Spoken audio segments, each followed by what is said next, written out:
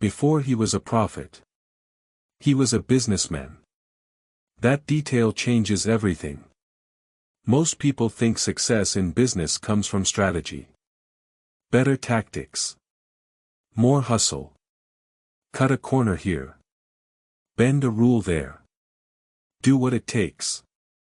That is what the world teaches you. Allah taught something different. In Surah At-Talaq, He says, "And provide for them from sources they could never imagine. And whoever puts their trust in Allah, then He alone is sufficient for them." That verse is not about comfort. It is about strategy. Before the first revelation came down, before anything, the people of Makkah had a name for Muhammad, peace be upon him. They called him Al-Amin, the Trustworthy One. Not because he was religious.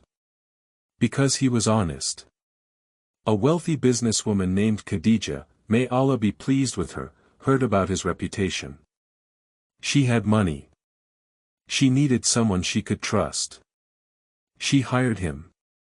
He went to Syria on her behalf. He returned with more profit than any agent before him ever had. Not because he was the most aggressive.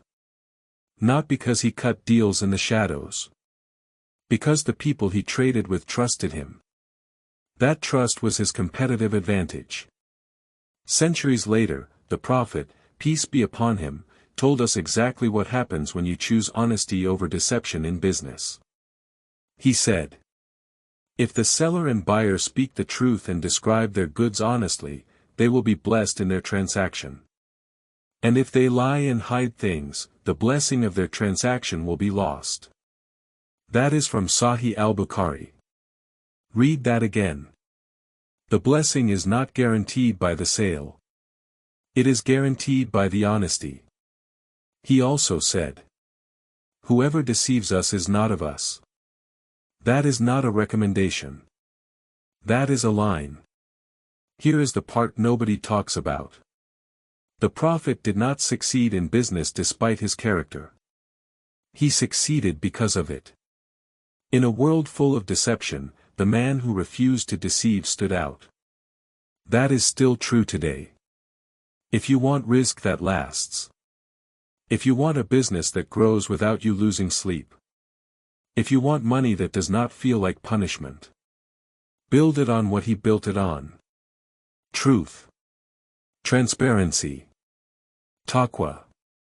And Allah will open doors you did not even know existed. That is what Islam actually says about business success. If this is the mindset you want to carry, subscribe. That is the Rizq Mindset.